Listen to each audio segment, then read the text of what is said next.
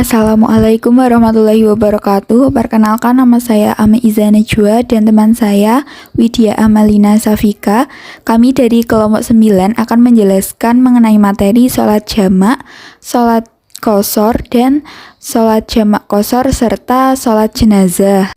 Salat merupakan salah satu wujud ketaatan hamba kepada Tuhannya dengan diwujudkannya melalui perkataan dan perbuatan yang dimulai dengan takbir dan diakhiri dengan salam.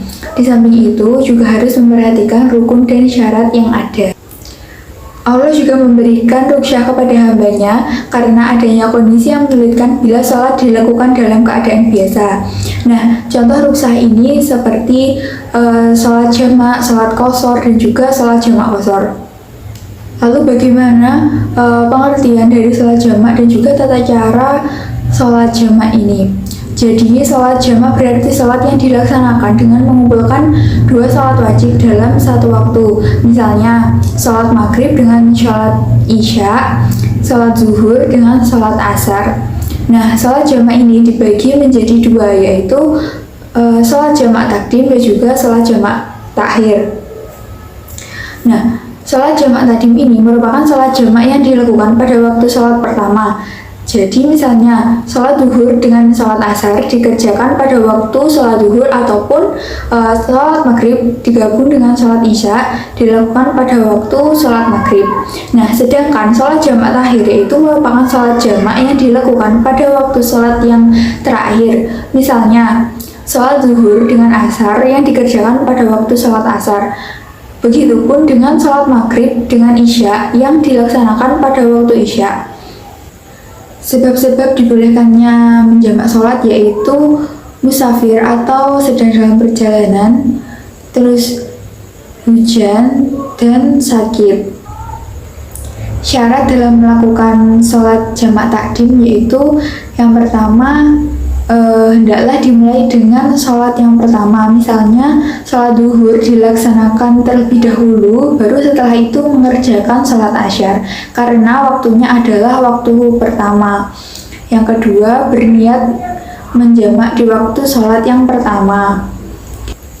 Yang ketiga yaitu terus menerus atau berturut-turut. Jadi di antara keduanya itu tidak boleh dipisah dengan kegiatan lainnya atau juga dengan sholat sunnah. Dan yang terakhir yaitu musafir masih dalam perjalanan, setidaknya sampai dia melakukan takbiratul ihram pada sholat yang kedua. Sedangkan syarat untuk melaksanakan sholat jamak takhir yaitu yang pertama tentunya niat untuk mengakhirkan sholat jamak. Pelaksanaan sholat jamak sebelum keluar waktu sholat pertama meski ukurannya 1 rakaat. Terus yang kedua, masih dalam perjalanan hingga tiba waktu sholat yang kedua. Sedangkan tata cara sholat dalam melakukan sholat jamak, jadi sholat jamak itu dilakukan seperti sholat pada umumnya. Yang membedakannya yaitu dalam niatnya. Dan setelah selesai melaksanakan sholat yang pertama, setelah salam langsung dilanjutkan untuk melaksanakan sholat yang kedua. Nah, berikut ini merupakan niat dalam melakukan sholat jamak. Usolli fardhu zuhri arba'a raka'atin majmu'an bil asri jama'an ta'dim adaan mamuma lillahi ta'ala. Materi selanjutnya yaitu sholat qashar. Sholat qashar artinya memendekkan atau meringkas. Jadi, sholat qashar ini adalah mengurangi bilangan rakaat pada sholat fardu yang pada awalnya 4 rakaat menjadi 2 rakaat. Nah, sholat yang boleh diqashar ini hanyalah sholat zuhur, asyar, dan juga sholat isya. Sedangkan sholat maghrib dan subuh tidak dapat diqashar karena rakaatnya tidak 4. Nah, mengqashar sholat bagi orang yang memenuhi syarat hukumnya adalah mubah atau boleh. Kebolehan dalam melakukan pengurangan jumlah rakaat salat ini terdapat dalam surat An-Nisa ayat 101 yang artinya, dan apabila kamu bepergian di muka bumi, maka tidaklah mengapa jika kamu mengqashar salatmu jika kamu takut diserang oleh orang-orang kafir. Para ulama juga sepakat bahwa mengqashar salat hanya boleh dilakukan karena satu sebab, yaitu perjalanan. Maka di luar itu tidak ada keringanan atau kebolehan untuk mengerjakan sholat qashar. Nah, perbedaan sholat qashar dengan sholat jamak yaitu safar atau perjalanan. Nah, perjalanan inilah yang menjadi penyebab dibolehkannya untuk mengqashar sholat.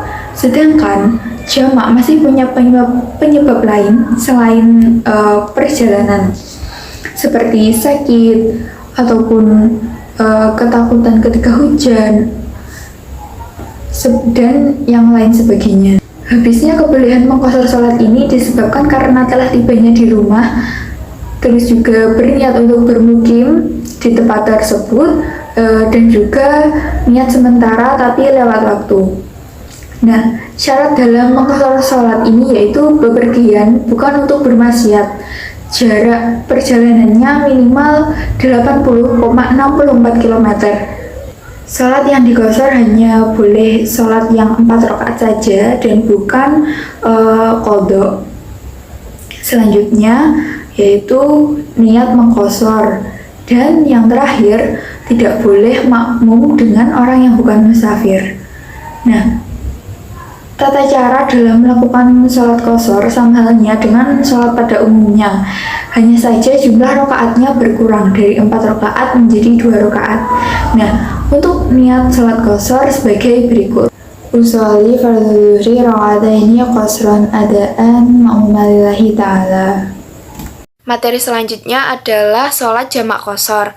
Sholat jamak qashar adalah sholat yang dilakukan dengan menggabungkan 2 waktu sholat dan juga meringkas bilangan rakaat sholat yang harusnya rakaatnya itu 4 menjadi 2 rakaat.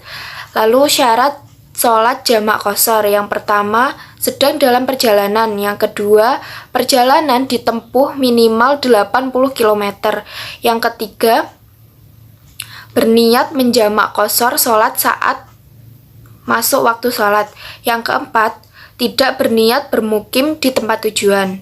Lalu tata cara sholat jamak qashar itu sama seperti sholat-sholat pada umumnya, namun yang membedakan di sini adalah niatnya. Saya berikan contoh niat sholat jamak qashar, yaitu usolli fardhu asri rakaataini majmu'an ila duhri jam'a takdimin qashron lillahi ta'ala, yang artinya saya niat sholat fardhu asar 2 rakaat dijamak dengan sholat zuhur dengan jamak takdim qashron ada karena Allah Ta'ala. Materi selanjutnya adalah sholat jenazah. Sholat jenazah adalah sholat yang dilakukan untuk mendoakan seorang yang telah meninggal dunia. Sholat jenazah ini dikerjakan dengan 4 kali takbir dan dilakukan dengan posisi berdiri, tidak rukuk dan tidak sujud. Hukum sholat jenazah adalah fardu kifayah, di mana jika sudah ada yang melakukannya maka gugur kewajibannya. Lalu syarat sholat jenazah: yang pertama, jenazah yang disolatkan adalah beragama Islam, baik muslimin maupun muslimah. Yang kedua, jenazah berada pada tempat sholat yang suci dari najis. Yang ketiga, jenazah sudah dalam keadaan suci, sudah dimandikan dan sudah dikafani. Yang keempat, jenazah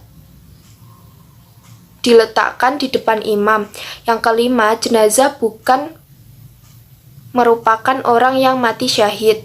Lalu sunnah sholat jenazah: yang pertama, menyamarkan bacaan dan doa; yang kedua, melakukannya dengan berjamaah; yang ketiga, jumlah setiap shaf tidak kurang dari 3 orang; yang keempat, jika jenazah laki-laki maka posisi imam berada sejajar dengan kepala jenazah, dan jika jenazah perempuan posisi imam berada sejajar dengan perut jenazah. Lalu rukun sholat jenazah: yang pertama, berdiri; yang kedua, niat sholat jenazah; yang ketiga, takbir 4 kali; yang keempat, membaca surat Al-Fatihah; yang kelima, membaca sholawat Nabi; yang keenam, membaca doa untuk jenazah; yang ketujuh, salam; dan terakhir, tertib.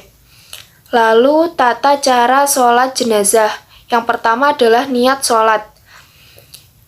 Niat sholat jenazah itu Saya contohkan untuk jenazah laki-laki itu usolli ala hadal mayyiti arba'a takbiratin fardu kifayatin imama makmuma lillahi ta'ala.